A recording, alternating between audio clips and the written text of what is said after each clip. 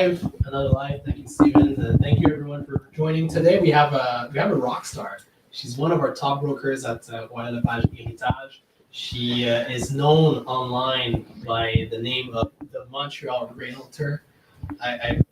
I'll ask you after. We have Jihane Guettar. Jihane, thank you for being here. Thank you. Thank you for having me. How did you get that domain of the Montreal Realtor? Yeah, that's a great one. People search. If they're searching for a Montreal Realtor, the name, keywords, SEO, bang, it appears. They find me. So that's genius. Good job. Good thank call. you. So you mentioned we were at the French version earlier. You mentioned that you had kind of that background of Yes. those little details into Yes. how to market yourself and How to market myself and how to market listings, how to market properties with the right SEO. So if people are looking for a condo in Westmount, it's important to have those words in the description, SEO, bing, bang. Let's And then talk about that for a second, how to get the business, because we didn't talk about that in the French version. And I like to add more value to the listeners on how to get more business. So you have obviously a lot of experience. You were in other cities around the world. You have a vast network, but locally, how do you get most of your business? How, if you don't mind sharing, like what's the main thing that you do, or the multiple things that you do to go get those sellers? Because buyers, I think it's kind of obvious how to go get them. I don't think that's very hard. But what about sellers? My main thing is cold calling, and I call the FSBOs. So For sale by owners, for those that don't know, by owners, FSBOs. the people who don't want to list with brokers, that want to pay the commission, and that's how I get, I would say, 50% of my business. Wow. 50%. Yeah. So for those that don't know, I used to, when I was a broker, that was my main source of revenue. I was 24 years old. I didn't know what I was doing. So myself too, pretty much all of my business was for sale by owners. What's the ratio, if you know this, out of 10, how many do you convert? Like if you do 10 visits, would you know that number? Yeah. Okay. So I would say 65%. Wow. That's conversion. Amazing. That's great. I used to have 2 out of 10. No, I get more than that, because I don't call them to say I may have a buyer or whatever. I call them to say I don't have a buyer, but I would like to meet you to show you how I can help you sell your property, getting the best price possible, the best conditions possible, and make sure that the transaction goes smoothly. I have a completely different approach. Because I know you have a completely different I know. approach. No, but this is why this is good, because this is why we have guests, so that we can share that there's not just one way of doing anything. And maybe this a technique doesn't work for you. Maybe something else works for you. And so it's good to hear brokers with experience and what works for them. Yeah. Again, not to put you on the spot. Put me on the spot, baby. I want to be put on the spot. Yeah, yours is way better than mine. I was 2 out of 10 over a 3-month window. So I let's say I met the for sale by owner today, 10 of them today. In 3 months, I used to get about 2 that I would actually convert to a listing. Now, I don't know if I had maybe more opportunity, because I don't remember. I'm getting old, but maybe I had 6 opportunities to actually do a presentation, but I would end up with 2 out of 10, so 20%. Yeah. See, when I call and I want to meet them, is to sell them my services and show them how I can work with them, and see if they like what I say during our meeting. Would they be ready to commit and to sign? So I don't. I don't have time to go and back and forth. I don't have time. Like, I need to take an appointment with myself just to go to sleep. That's how busy I am. Like, I don't have time to do the back and forth and calling back. And so how many would you go? You would go through what like let's educate people there, just okay. If you don't mind. Like, how many calls per day for sale by owner? Do you work that way? How do you structure your days? I wish I worked that way. My plan is to start again in the next, as of Monday, the 4th of April, I will do 3 mornings a week of 2 hours of calling. And then no, but how many is that? How many calls is that? Okay, so it really, Roughly. because sometimes, like, ideally, it's about 20 calls. Okay. So sometimes people don't answer. You have to call back. And you're not using a predictive dialer or anything like that. You're just straight not manually. for the FISBOs. No, Okay. not for the FISBOs. Manually, because like I get the list online and wait. I'm sorry. Just to put in context here, because you're not someone that's just starting, and you. So can we talk? How can we do this? How can we say like you're not without mentioning your revenues, but what's you're a top broker in our company. There you go. That should be sufficient enough. So if you're still doing these things, it means that it's not something that you stop. Like it's not, No. you're at the top for a reason. It doesn't just, the business won't just come to you no matter how big and successful you are. That's what I was trying to say. Yeah, exactly. I mean, that's something that there's a handful of brokers who do that anyway. It's not something easy to do. People reject. People are mean. Sure. They scream, they curse, whatever. But they don't know who you are. But they don't know who you are. You can't take it personally, and you have to be also very like understanding and empathetic with people, because they don't know you. You're like a stranger. You're a voice. Exactly. You're not even a human. So it's and they want to sell and make as much money as possible on the home that they worked hard to get and to pay, and so on and so forth. So we have to understand that, but we have to show them how we can help them achieve that goal. That's the most important thing. A bit like Etienne is saying, so I apologize. A bit like what Etienne is saying, and what I really admire what you're doing is, even though you are a top broker, even though you've been in the business for years, you're still doing the work and still pushing as much to keep growing, because as we know, if you don't keep growing, well, unfortunately, your business will stall. Yeah. And if it stalls, well, it'll just devalue at one point. If we have any brokers watching, and you want to share your experience as a broker making calls to for sale by owners or whatever approach you use, now's the time. If you want to ask a question to our guest, Jihane, this is a great opportunity. How many times can you as a broker just go and ask a top broker questions, direct questions? I'm sure you're open to answering pretty much anything. Yes. This is what's great about this. So Stephen, let me know if anybody's got a question or a comment or disagrees with the whatever we say. We want to know. And so let's go back to when you first started. Well, when I first started, that's how I did it, by the way. My first week, so I got directly into the for sale by owner. So my first week, people were like, I was like 21 years old, 22 years old. And they were like, oh, so what's going to be your niche market? What I'm like, oh, I don't know. I like houses in Westmount. They're like, you're crazy. You just started. You're 22 years old. You started like a week ago. I'm like, okay. So I got the first street, Grosvenor Street.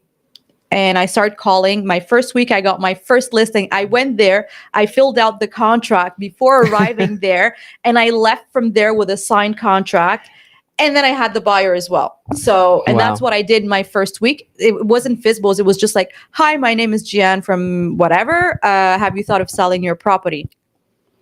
When you went to Dubai, because you were there for many years, did you do that there too? Is there even a thing that's for sale by owners? No, there is, but there it's different. So what in Dubai, what you want to do is be a buyer's broker, not a seller's broker, because there's no exclusive contracts. Or back in the days in 2007, there were no exclusive contracts. What do you mean exclusive? I'm not understanding. So I have a buyer.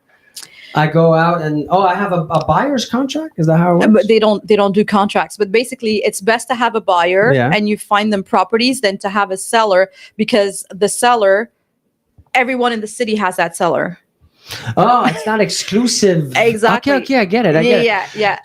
But who pays you? The seller pays you, but you bring the buyer. The buyer pays 4%, 2% to the seller's broker, and 2% to the company, and the company keeps usually 1%. So we get like 1%, 1% So commission. how do you get buyers if you're?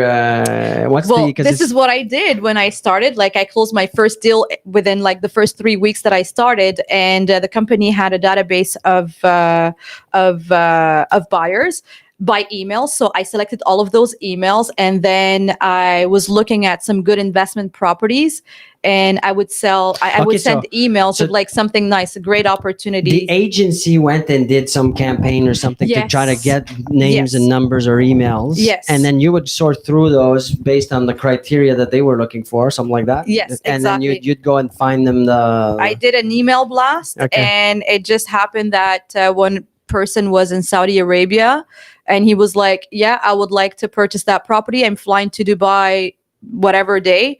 And so he was in Saudi Arabia, the vendor was in Iran, and they both flew in and we made it happen. Is there things that you picked up over there or anywhere else in the world that you brought back that we don't do here, or that's something that I don't know, something that influenced you? Go pick up the client with a Rolls Royce or something. I don't know.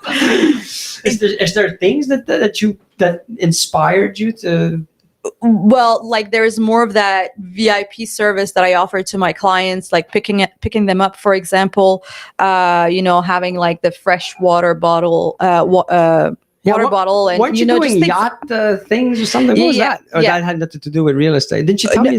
Well, I did a lot of yacht events, and I started the yacht parties in Dubai in 2008 when the recession hit. But was that anything to do yachts, with the? Yeah, because those yachts were used by someone who was taking his clients to go view properties, like waterfront properties. So that was also a way of doing it. The other thing that I also do is my vineyard appreciation events to my clients that I do every year. Which it inspired us to go visit the place, and we were supposed to do an event, but because of COVID and restrictions, we had to cancel. But thank you for that. So you're really into the event planning stuff, not event planning. You use you're creative in getting your visibility. It's not just a typical standard ways of doing it. You go and do whatever's necessary. Let's put it this way. Exactly. But you get the visibility, so you get the opportunity, but I also enjoy it. Like I enjoy like that extra. Well, I keep saying the more visibility you have, the more opportunity you'll have. So you're coming up with ideas to just put yourself in front of more people, so that you then end up with the opportunities. Yes. Which leads to having a lot of business, and then you need to hire brokers or have brokers part of your team. Did we say this already in English, or we probably? But you can say it again. So you're looking for buyers, brokers to join my team, and also brokers who would do the visits on my listings. Yeah, so to manage listings and buyers. If anybody's out there listening and has an interest in potentially meeting and just maybe finding out more about what the opportunity is, I think this is a great opportunity for a lot of brokers, because you touch all kinds of different types of real estate, from the high end to the entry island of Montreal. But if there's any brokers that's in the greater Montreal, you're not going to say no to any opportunities. Absolutely not. I would like to even go a little bit. Sure. Quebec City? No. Why not? But, it's too far. I don't know that market. I like to touch what I know. Like I don't. We'll help you learn the Quebec market. Okay. So we want to say hi to everyone that's connected. Hi everyone. Jihane, once again, one of our top brokers. We have here Maria, your wife. My wife is asking a question. Your wife is asking. So Maria is asking a question, and her question is: who is your biggest inspiration in the industry, or should a broker have one? Etienne Mellor is her biggest inspiration. And you can give it apart from him, or myself. Honestly, the biggest inspiration is myself. I know what kind of shit I went through. I know how hard I work, so I inspire myself every day. It's good to be inspired by yourself or by other people. But yeah. Was it Snoop Dogg who? Yes. He says, "I'd like to thank myself." I would like to thank myself. Yeah, I love that. But yeah, seriously, I'd like to thank myself, because I'm a hustler and I work hard, and I came from nothing, and I went through a lot, and I'm still here. So, and I can tell you this: Jihane works hard, because Maria says hi, Maria. I don't know how many hours you put in, but you're all in. Like I'm up at 5 o'clock in the morning, and I finish at 9 o'clock at night. Yeah, it's people ask, how come I'm single? It's because I don't have time. But yeah, put it in your calendar. You say, all right, you have 1 hour. Priorities. But yeah, anyway. No, appreciate work. So how do you? Well, you said that you're busy. You're still growing your business. Yes. You're focusing on growing your business. Yes. Now you just hired your assistant. Well, an assistant. Yes. Hi to Megan. Hi, Megan. She used to be a Mellor Group. Give her big objectives, because I was giving her substantial objectives. So she's been trained the right way. Yes, She yeah. likes the pressure, I'm sure, because she wouldn't have lasted that long with me. So no, Yeah. she's great at getting business, nurturing, fully bilingual. I know she's a Yes. great personality. Yeah, absolutely. I think it's a good fit. But again, if anybody's interested as a licensed person, broker, that's mainly what you're looking for, right? Yes, exactly. Send your application, send us a DM or a text or an email, connect through here actually, and we'll do it. So if we have any other questions out there, anything to do with business, for real estate, for Jihane, I guess we'll wait for. Philip was asking what's the biggest difference between Dubai and Montreal? Philip is asking what's the biggest difference between Dubai and Montreal as I guess in the market. Okay, so the biggest difference is, first of all, here we have contracts. We have sellers contracts and buyers contracts, which I use to work with my clients. And in Dubai, well, when I worked there, I left Dubai in 2016, so I won't be able to say what's happening now, but I'm still connected with my colleagues and whatever, but there's no contracts there.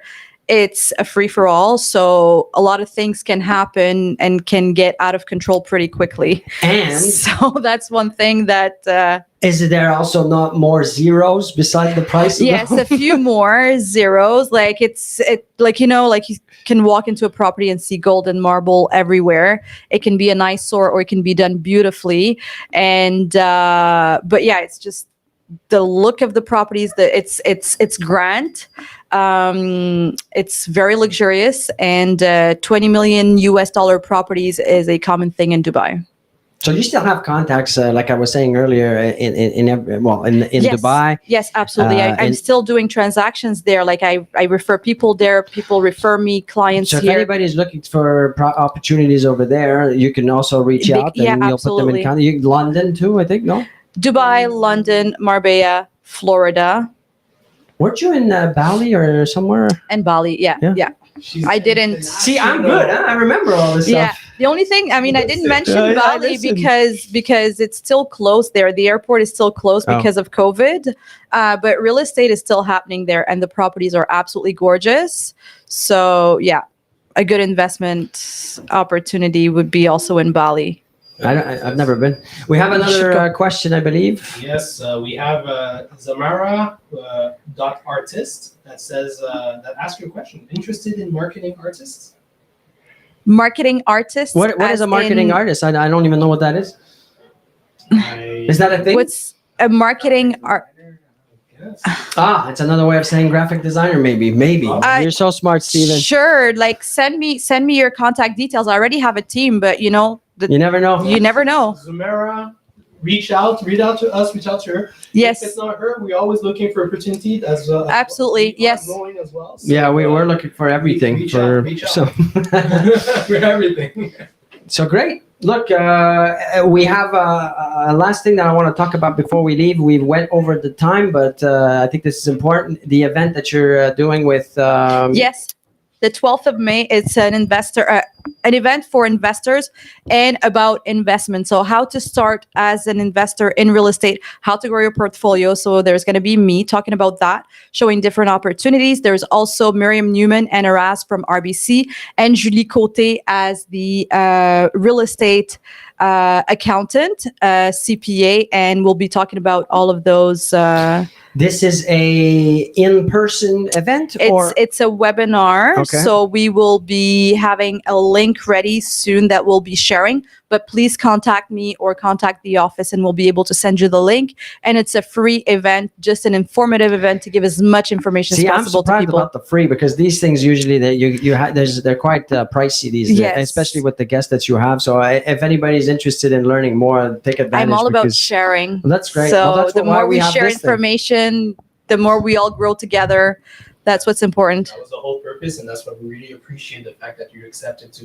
In your Well, thank busy time, you. I know you're running around Yeah. everywhere, but you accepted to spend an hour with us and to share. Thanks about for having this. me. So it's, Thank very you. Inspiring, I'm sure. By the way, we have Zumera that did reply and said that she will send her contact information. Thanks for answering. Thank you for asking questions. Awesome. And she was talking about painter's art for interior. Oh, yes. So So that's great. That's Wow. always a By the way, Zamora, we have an office in Westmount, and we had a collaboration that just expired. So if you are interested, we also have some spots to showcase We do. cards Funny Nice. enough. in the office. So there you go. So send us your contacts. And what we'll do is if we sell it, because I like to sell things. So if we sell it, we'll just take 10%. Just 10%. That's a pretty good deal. We have other people joining in. We have Sonia. That's Hey, Sonia. Love you more. I guess you love you more. Megan. just came Hi, in. Megan. We have Miss JC Consultant saying très inspirante, bravo. Merci beaucoup.